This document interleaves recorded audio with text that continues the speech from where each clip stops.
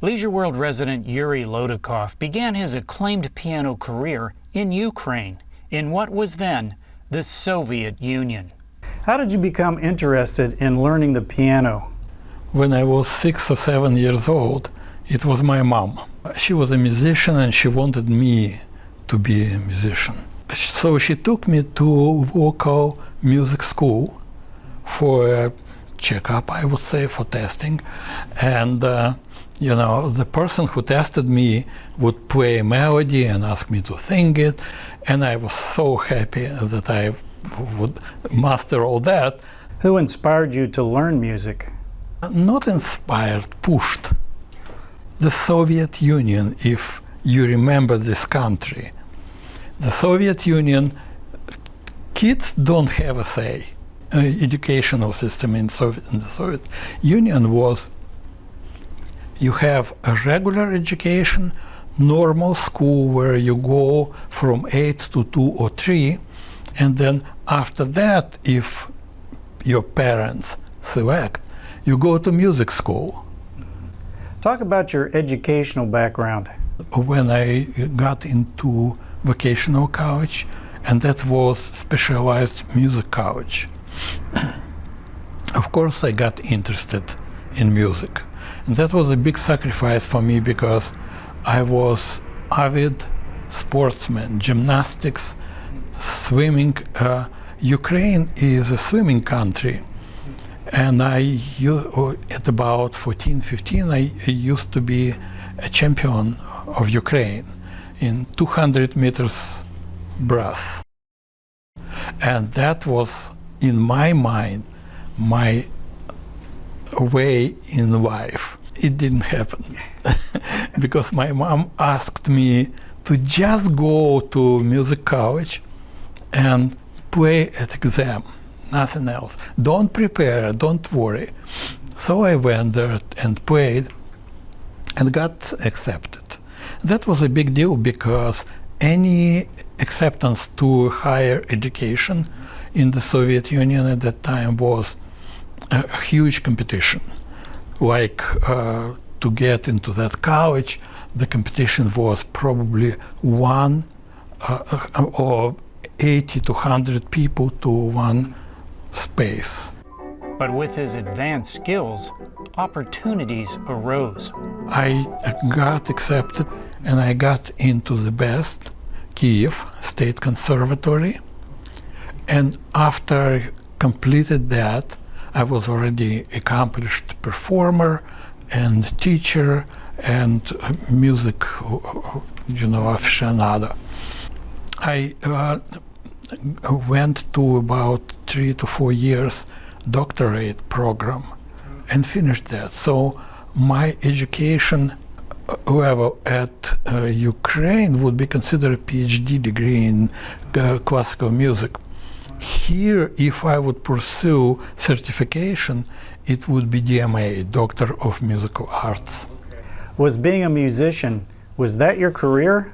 Yes, it was my career. When I went to Kiev for higher education, I received a stipend, but it was never enough. So I started working in amateur ensembles. Yuri's early music career spanned throughout the Soviet bloc, including East Germany, Poland, and what was then Czechoslovakia. And then when I decided to emigrate from the Soviet Union, it was really hard, big hardship for me. I was fired from my jobs, all my assignments were cancelled, all my recordings were just disappeared. This normal. I didn't even give it too much thought. It was expected.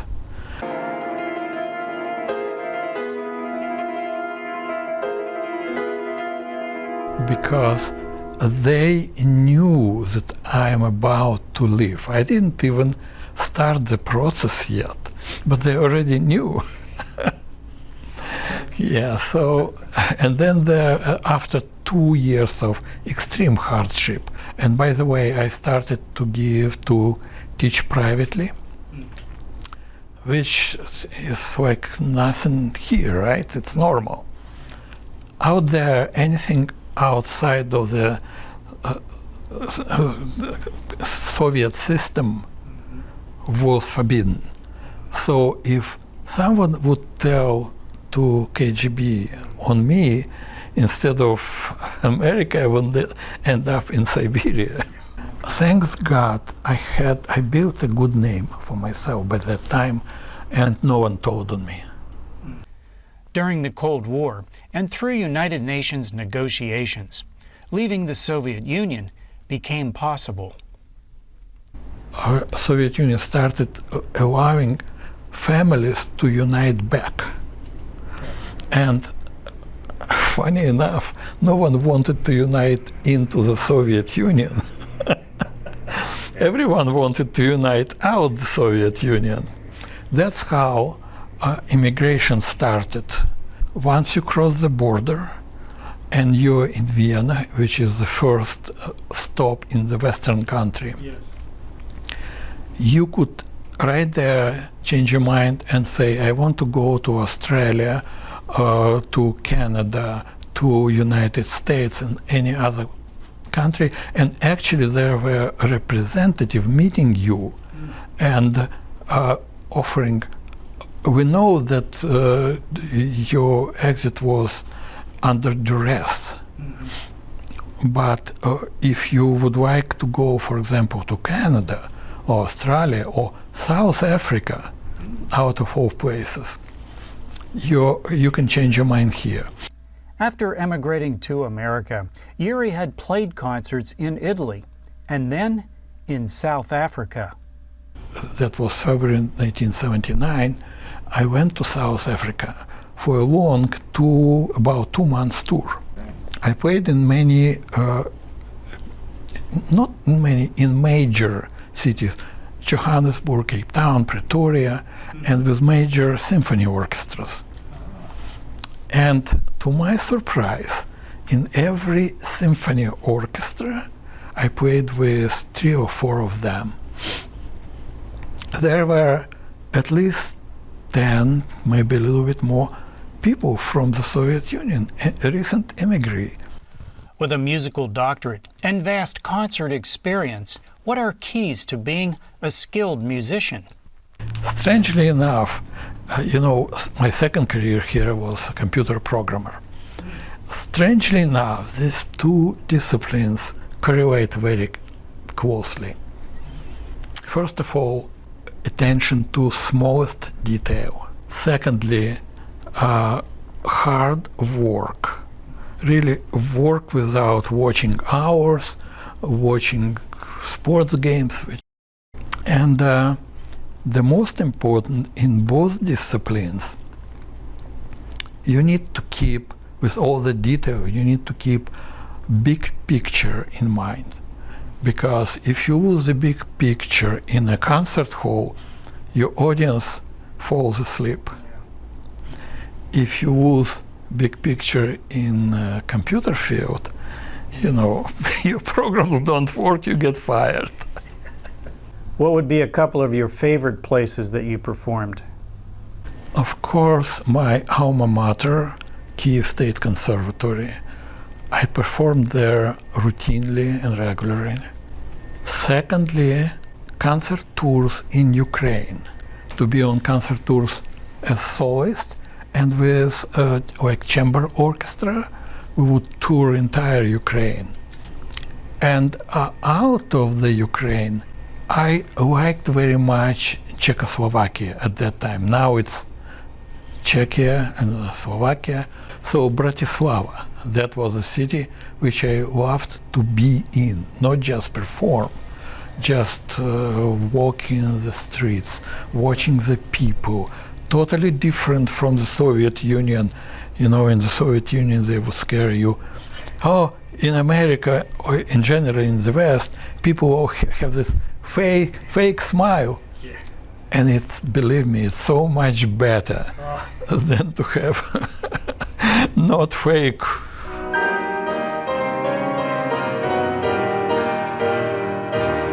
What satisfaction do you get performing in front of an audience?